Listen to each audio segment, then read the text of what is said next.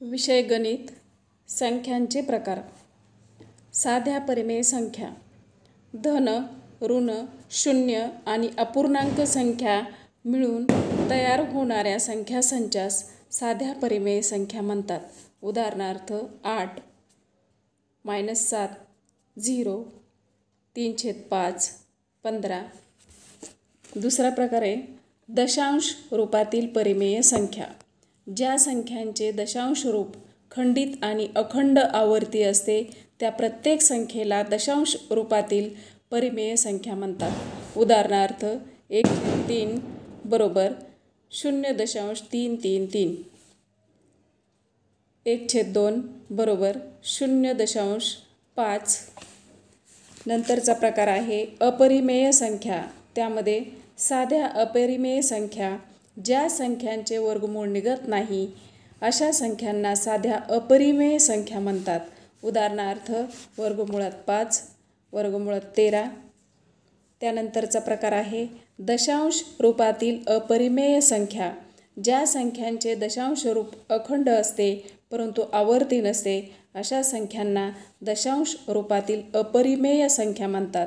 उदाहरणार्थ वर्गमुळात 2 बरोबर 1.414213, वर्गमुळात 10 बरोबर 3.1622. त्यानंतरचा प्रकार आहे वास्तव संख्या. परिमेय संख्या आणि अपरिमेय संख्या मिळून ज्या संख्या तयार होतात त्यांना वास्तव संख्या असे म्हणतात. वास्तव संख्या धन, ऋण, शून्य, अपूर्णांक, अपरिमेय. उदाहरणार्थ 9 - 14, 0, 8/15, वर्गमुळात 19. त्यानंतरचा प्रकार आहे पूर्ण वर्ग संख्या किंवा चौरस संख्या. पूर्ण वर्ग असणाऱ्या संख्यांना चौरस संख्या म्हणतात. उदाहरणार्थ 1, 4, 9, 25 इत्यादी. त्यानंतरचा प्रकार आहे बेरीज व्यस्त किंवा विरुद्ध संख्या.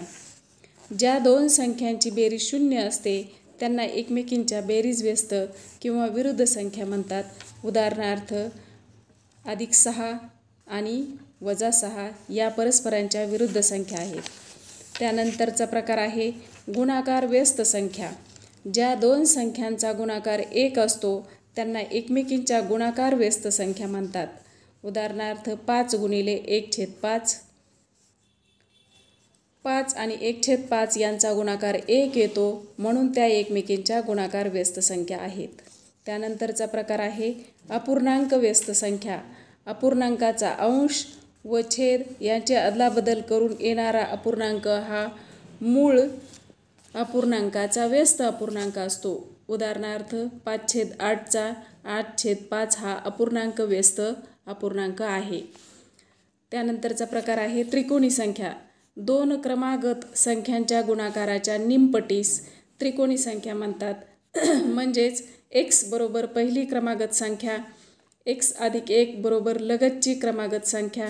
आता त्रिकोणी संख्येचं सूत्र बघा. x × (x + 1 / 2)